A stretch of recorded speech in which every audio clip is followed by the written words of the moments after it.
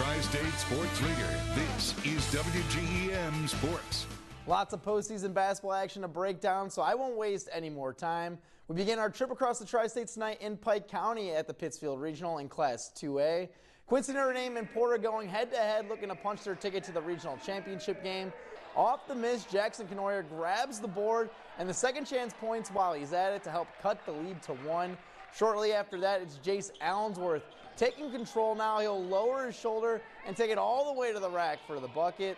He wasn't done either adding to his stat sheet. This time, attacking from the wing, he's able to fly by his defenders for the fancy finish at the hoop.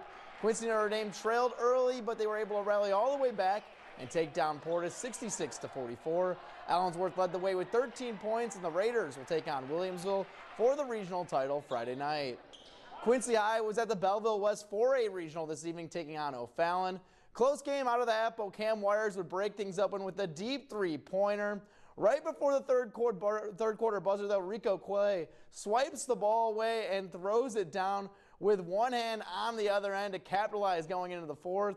Quincy High would wake up after that. They dish it back out to Keyshawn Thomas right out of the break, and he'll splash home the triple for the Blue Devils. Quincy High would continue to find their offensive groove, and they would take down O'Fallon 54-36. Keyshawn Thomas led the way with 21 points. The Blue Devils will face Belleville East Friday for the regional crown. Next up, Grigsville Perry taking on Brown County, and if I missed any highlights, I'm sure my guy right there has them for you. Hornets in trouble, but they find Michael Casting. He would do the rest as he pulls up from the elbow and cans the jumper. Right before the halftime buzzer, GP's Garrett Woodward channels his inner tornado and knocks in the acrobatic layup for the bucket plus the foul. This one was neck and neck the whole way, but Brown County would pull away late to keep their season alive. They take down GP 46-42, and they'll play route this upcoming Friday. Another IHSA regional semifinal action, Macomb defeats Kenton 46-29. Brayton Holthouse led the way with 15 points. Delavan defeats Rushville Industry 58-27. West Hancock puts up the win versus Athens 84-36. Unity is going to the regional title game after defeating Lewistown 51-25. Sawyer Allen had 12 and Adler Gray added 10 points. Illini West in a close upset chance narrowly falls to Williamsville 47-43. That does it for Illinois. Let's head across the river to Missouri for some district semifinal battles. South Shelby and Palmyra getting ready to keep their seasons alive this evening as well. Cardinals' Noah Wilk gets a start as he spins through the lane for the score. Panthers would answer right back off the interception. Nice display of passing finds Pierce White to finish off what he started. Palmyra continuing to be aggressive in this one. Mason Smith gets the rock, lowers his shoulder all the way to the hoop for the tough earn 2.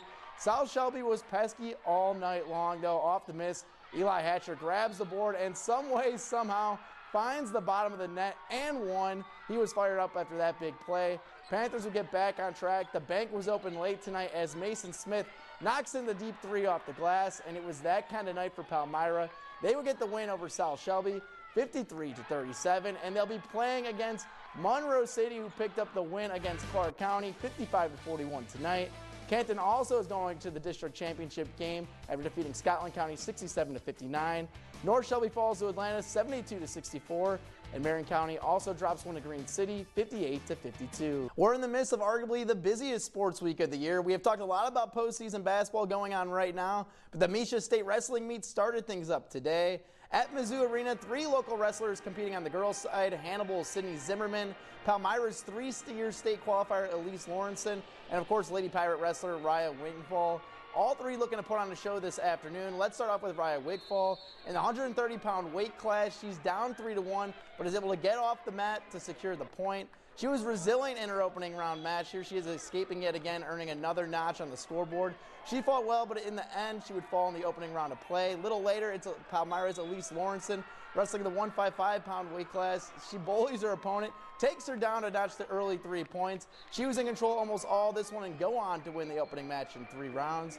Our last local girl wrestler was Sydney Zimmerman. She fights for control on the mat, earns the 2 points to help her put ahead. She would end up winning her opening round match by pin and advance to the next round.